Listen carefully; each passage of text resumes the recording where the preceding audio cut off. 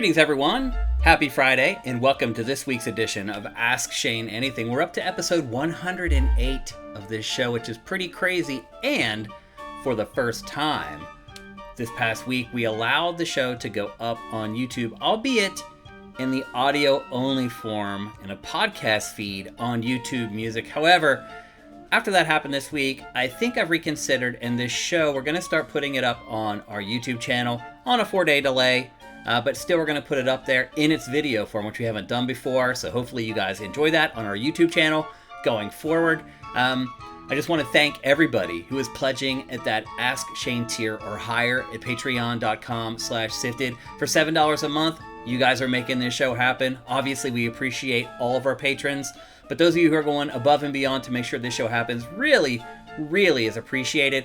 Also, we should mention that those of you who are pledging at that higher tier, you have a higher chance of getting your questions into the show. However, right now, we are hurting for questions. So head to SIFTD.net. At the header, there's a link to go to our forums where you can ask me questions about literally anything. There's no reason you could say, I can't think of something to ask. I will answer questions about anything. And again, we appreciate it if you'll do that. Again, without you guys, this show simply doesn't happen. However, we do have plenty of good questions for this week. Let's get right to them. All right, our first question comes from a consistent Ask Shane Anything supporter, Cinetike. After your recent ordeal building your new PC, I need to ask how you feel about PC versus consoles. Personally, I've been a PC main all my life because my mom hated consoles growing up and my dad needed PCs for work. Still, I'm not a PC master race guy. This gen of consoles is the best it's ever been. You get lots of 60 frames per second modes at a decent price. Okay, something else I should mention here is that Cinetike was integral in helping me upgrade my PC / build my new PC. He helped me pick the parts for my new PC. He looked at my budget and was like, hey, this is probably where you can get the most for your money. And then once I got the parts, he helped me put it together. Basically, he helped me with BIOS and a bunch of other stuff. Here's the thing about building a PC. It hasn't changed hardly at all. I went back and kind of looked at like some of my correspondence when I built my PC like 10 years ago for SIFTD, and a lot of the questions I had back then, I had this time as well. I guess what I would say is like, it's no more user-friendly than it was before. Everything's pretty much the same as it was 10 years ago. It's not worse either. I mean, unless you want to get into like water cooling, but I will say this, that stuff does seem to be easier than it was before. I'm not doing that with this. I just have fans in my PC. I don't really need water cooling. And I'll be honest with you, most of you probably don't need it either. There's a little bit of like a cottage industry that is like soaking the PC master race for all its money. So anyway, the build is basically done. However, I've noticed some quirks and other issues with my new PC. And again, a lot of it is just growing pains. However, I do feel like the jump from Windows 10 to Windows 11 has created a little bit of like a line, a divider. A lot of programs that I've had since like the early 2000s worked flawlessly on Windows 10, and now on Windows 11, I'm starting to see some hiccups with them. Like, for example, like Microsoft Word.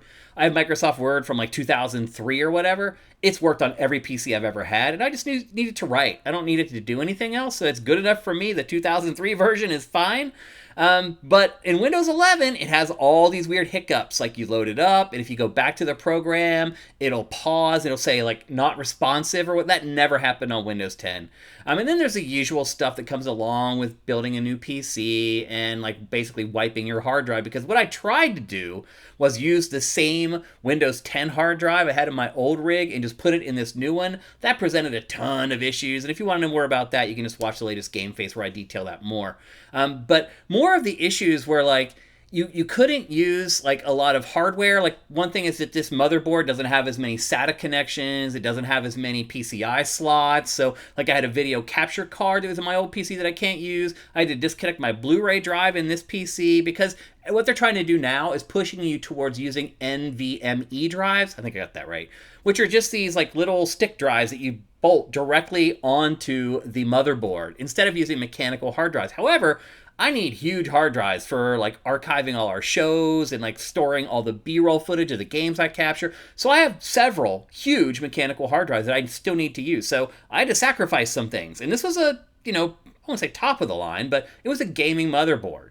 And that's just kind of the way things are going. They want you to buy these little skinny like NVMe drives and put those directly into your motherboard instead of just having all these mechanical drives. And I understand it is the future, but begrudgingly, I can't afford to buy like 10 terabyte NVMe drives. So I had to make some sacrifices for this build. It feels like I'm learning a little bit about how PC gaming is moving into the next generation, but I still have one foot in the last generation with the old drives. So that's been a little bit of a problem. But mostly it's just been the programs. It feels like a lot of programs just don't work as well on Windows 11 as they did on Windows 10. I'm not sure why that's the case. Now let's talk about PC versus consoles, as you say. So I had this thing built for like a week, and I didn't even play any games on it. I was just trying to get it up and running so I could edit video and get ready for Game Face and things like that. Now it's been like a week and a half. I've had time to actually use all my programs, try to edit stuff, and figure out where video files aren't working anymore. I've had to go back and download a bunch of codecs, drivers. I mean, everybody does this when you build a new PC. It's like a 2-week bumpy road where you're like, oh yeah, I forgot I need that codec, or I forgot I need that very specific driver, or I forgot I need this program or whatever. So there's been a lot of that. But finally, over the last like 5 days, I've been able to just use the PC to try and play games. I have an RTX 4070. I have 32 gigabytes of DDR5 RAM. My CPU is an i5 14500. Obviously, my motherboard is built for DDR5 RAM. So my rig should be pretty good. Like, it's not top of the line. It's not like Matt's PC where it's just like this $5,000 thing that's just like completely out of control. My PC, I think, is probably the PC that the average PC gamer would build, not someone who's part of the master race trying to get every last frame rate out of it. And I'm just going to say I'm kind of disappointed in it. I know if you watch Digital Foundry's videos, they'll say like the equivalent to PS5 and Xbox Series X is like this ancient old GTX graphics card. No, I don't know what they're talking. I know they're supposed to be the experts, but I'm just saying with my own two eyes, setting things up, looking at games running on my PS5 or my Xbox Series, and then looking at them running on my PC, like, to me, this RTX 4070 is kind of on par with the PS5 and Xbox Series X. This graphics card, by the way, was like $550. So the graphics card alone was the same price as one of those consoles, and then you need the RAM to run it. I spent like $1,100 overall on my PC build. So I spent $1,100. I think, am getting the same performance as I'm getting out of my PS5 and Xbox Series. Both those consoles and this PC, you put them in for, if you run a game in 4K, you put on ray tracing, the best you're going to get is 30 frames per second. And that's exactly what's happening with my PC. That's exactly what happens generally on PS5 and Xbox Series X. You get 4K with ray tracing for 30 frames per second. That's what I'm getting with this PC. So I think overall I'm disappointed in that part of it, the actual gaming part of it. And the other thing too is like, you know, you build your new rig, you're like, oh man, what games could I play that I couldn't play before? And they're going to look different. And I can't find one. I've been playing like Diablo 4. I played Doom Eternal. I'm not going to go spend $60 just to buy Marvel's Spider-Man 2 and then compare that to my PS5. I'm not doing that. Like, the other thing I would say too is it feels like there aren't as many PC-only games that will like really push your hardware, like where, you know, beyond what you're getting on consoles. In all honesty, like a lot of the best looking games on PC were console games first that have been ported to PC. So I've been kind of disappointed in the gaming side of it. I mean, I guess the good news is I've kind of weaned myself off of PC gaming over the last half decade because my rig was so underpowered. Like, the only time I ever played games on it anymore was when I had to. Like, if a publisher sent me review code and they're like, all we have left is PC, then I'd take a PC code. Or if a game was only PC, which doesn't happen that often other than with indie games, then I would play them on my PC. But otherwise, I haven't really used it for a while. And now I have this new rig I spent all this money on, and I'm just like, I don't really feel like I need to play games on it. I'd rather sit on the couch, man. I just would. Now, as far as like the work side of it, which is really why I built this, it's nice to have a decent gaming PC. Obviously, I work in the industry. I should have one. But really, it's for work. For rendering video, for editing video, all that kind of stuff. All the media-related activities I use my PC for, which is what I use my PC for like 95% of the time. That stuff is mostly better. Like I said earlier, like a lot of programs like choke on Windows 11, like, and then there's other weird quirks about Windows 11, like the way that they handle Windows Explorer, like just going to a folder and looking at the files in that folder. And look, to be fair, I have gigantic folders because I have a folder that collects like all the thumbnails and screenshots that I need to use for SIFTD, and I have a folder that's all B-roll. That's just like clips and trailers and stuff like that I'll use to edit videos like this one. And they're huge. Like the images one has, I don't know, like 4,000 images in it or whatever. Windows 10 could sort that no problem. If I would sort it by date, it would take maybe 3 seconds, and that folder is sorted by date. I can do that in Windows 11, and it just sits there forever. I've done it. Went and had dinner and come back, it still hadn't sorted it by date. So to me, there are a lot of drawbacks of Windows 11. Again, that's kind of typical.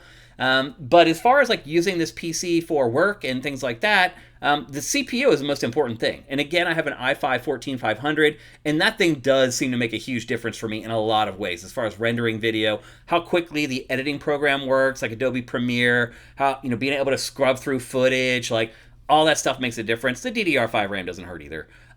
So I've found that this PC has been a boon for productivity and working on stuff for the site. But as far as playing games on it, I've been kind of disappointed. So maybe it should be that I should be more impressed with the PS5 and the Xbox Series X, what I'm getting out of those for the amount of money that I spent. I don't know. But overall, like, you can definitely not sign me up for the PC Master Race. Okay, our next question comes from someone who also asks a lot of questions for this show, and that is Bachby. If Metal Gear Solid 3 Delta Snake Eater is the success Konami hopes it to be, do you think it will do the same thing with the other Metal Gear games and fill in the gaps of the series with a completed set of modernized games? Will Konami do it chronologically? Is Konami practicing with Snake Eater before tackling the first 2 games? Will it attempt to expand the story, build new areas, alter the combat, or otherwise make significant changes? Well, Bachby, the timing for your question is pretty good, because just today, Konami released a developer doc where the people who are working on Delta Snake Eater talk about just various things. And the overarching theme from that was that they miss Kojima. The head developer on Delta Snake Eater was like, I would give anything to have Kojima back here and be working with the original Metal Gear team. That is never happening, because Kojima has started his own studio and is making way more money than he ever made at Konami, and he took, I would argue, many of the best developers from the Metal Gear team with him to Kojima Productions. So, unfortunately for Konami, that is not happening. Now, let's think about what Konami's doing here. There is a reason it chose to do a remake of Metal Gear Solid 3 first. And I think that's the sweet spot for Konami, because I don't think most people consider it the most important. Some do consider it the best, but I don't think most people consider it the most important, but people still really like it. So there's built-in interest there. However, if you kind of fall on your face, people, I don't believe anyway, are going to be as angry as if they were if you did a remake of the first Metal Gear Solid and completely botched that project. So, do I think this is practice for the more high-profile Metal Gear Solid remakes? Yeah, maybe a little. I still think that they know that fans love Metal Gear Solid 3, and they don't want to mess it up. But I think they also realize that it's not as bad as if they messed up the first Metal Gear, remaking that, because I firmly believe that if they do a good job remaking the first Metal Gear, I think that game will be the best-selling game of whatever year it's released. That's how much people revere the very first Metal Gear Solid. It's like Matt likes to say on Game Face, it's like whatever you really loved at 12 is the thing that you're going to love for the rest of your life. And a lot of us were like 12 or whatever when Metal Gear Solid came out. And I think a lot of people have an affinity for that. So I do think there's a little bit of them figuring out, okay, 3 is a perfect middle ground for the first one before we tackle the big boys, Metal Gear Solid 1 and Metal Gear Solid 2. Now, the one that I think will come last, so you're asking will they come chronologically? I do not believe it. I mean, obviously they're starting with 3, so that can happen, but I don't think they're going to go to 1, 2, and then 4. I think 4, no matter what, is going to be the last one, because that game was a PlayStation 3 game, and any PlayStation 3 game is notoriously difficult to remake, port, or do whatever. The architecture of PS3, very specific, very hard to work with, very hard to port to other platforms. So I think that'll be last. Maybe after Metal Gear Solid 5, but Metal Gear Solid 5 doesn't need to be remade for another 5 years or so, but I think it's going to take them at least 5 years to get through the first Metal Gear Solid and Metal Gear Solid 2. So it could be that Metal Gear Solid 5 is remade before Metal Gear Solid 4. So I think that's what Konami is doing right now. I think it realizes that it has a cash cow. It's been watching what Capcom has been doing with the old Resident Evil games. I mean, Capcom's just printing money, remaking its old games. And I think Konami wants to get in on that, but I think it's also very nervous about touching anything that Kojima worked on. And so I think it's being very careful, which is a good thing, because remember, they just released that collection of the old versions of these games, and people were kind of pissed off about how they handled that. So Konami needs to mind its P's and Q's while remaking these games, and so far it seems like it is. Okay, our last question for Ask Shane Anything episode 108 comes from Zet Saber. Comparing pre-COVID to now, how has your neighborhood changed? Interesting. I don't know where you live, but I live in West Los Angeles. I live about 3 miles off of the shore or away from the beach, and then right in the middle between Santa Monica and Venice. So to Santa Monica, it's 3.5 miles. To Venice Beach is 3.5 miles. So that's just kind of where I'm living. And I would just say this, in West Los Angeles, it's kind of hard to tell that COVID ever happened at this point. If you go into businesses, like all the little dots on the floor that were put there so that we could all social distance, they're all gone. Any mention of social distancing on the restaurant's doors are gone. Any mentions of masks or anything like that used to be on the doors, those are all taken down now at this point. Like, honestly, it feels like there was never a pandemic. And a big part of that, obviously, is that most of us aren't getting COVID anymore. I mean, there's a spike going right now, but when I say spike, it's like, 5,000 people in America have it or something like that. Now, I don't mean to say that's not a big deal for the people who do have it. I do think COVID is probably still dangerous for older folks with pre-existing conditions. But the strains are very weak now, or at least weaker than they were when COVID first started. So you don't see a lot of younger people dying from it like you did in the first couple waves of COVID. And I just think a lot of people have just kind of moved on. I think the reason we were able to do that is because of the test kits, at least in America. So they started sending out free test kits to anybody who wanted them. Like right now, we have 30 or 40 test kits underneath our cabinet. So I think most people are at the point now where they're like, okay, I have test kits that I got for free. And if I feel a little scratch in my throat, why not test? Everyone's used to doing it now. It takes like 5 minutes. And I think when people test, and if they test positive, they're staying home. And I think that's in conjunction with the vaccines, which made it harder to pass it on to other people, in conjunction with people testing and being responsible and all pulling the rope in the same direction. I think that's what ultimately kind of conquered the pandemic. Now, I mean, again, it's still going on. COVID's never going away. It's going to be a part of our lives for forever, which really sucks. Because the last time I got it, it was pretty brutal compared to the first time I got it. And hopefully we don't get another strain here where it goes back to the power of the Delta, where people in their 30s and 40s are dying again. So I think it was a horrible chapter in our lives, in our history. And I think when we finally turn the corner, I think it's just something that people want to forget about. And I think that's reflected in your local area. And I don't know where you live or anyone else who's watching this where you guys live, but as far as here is concerned, like everything's pretty much gone back to normal. You don't have the weird people flipping out in grocery stores or at Target anymore. You don't see empty shelves anymore. You don't see people fighting over toilet paper anymore. All those nightmares that existed for like 2 or 3 years are all gone. And I think most people just want to put it in the rearview mirror for good. So yeah, I mean, pre-COVID and now in West Los Angeles, it's kind of the same. It's kind of gone back to the way it was. Thank God. Okay, that's it for Ask Shane Anything episode 108. I actually had to record this episode twice because, again, problems with my PC, that things aren't set up the same. So I recorded an entire episode and the audio was way too high and blown out, and I had to re-record this whole dang thing again. So anyway, again, thanks to everybody who's pledging at that Ask Shane Anything tier at $7 or more per month at patreon.com/SIFTD. That's SIFTD. Once again, I'm going to start allowing this show to run 4 days delayed on our YouTube channel in video form. It's already been going up as a podcast at YouTube Music for the last couple weeks. But we're going to make that change and start allowing you guys to watch the video version. So I hope you guys appreciate it. Give the show a like, obviously. Comment if you want to. Again, this is a free-form show. If you're not a patron, you're not going to be able to ask questions for this show. I'm sorry, that's where we draw the line. And in fact, people who pledge at that $7 or more tier, the Ask Shane tier, are more likely to get their questions in the show. I think that's only fair. I think everyone understands that. But I appreciate everyone's support. Even if you're just watching this and you're giving it a like, or you're subscribing, or you're commenting, or whatever, I love engagement as well. Everything matters, everything helps, and we appreciate it very much. So have yourself an awesome Friday, an awesome weekend, and we'll see you for Game Face on Tuesday.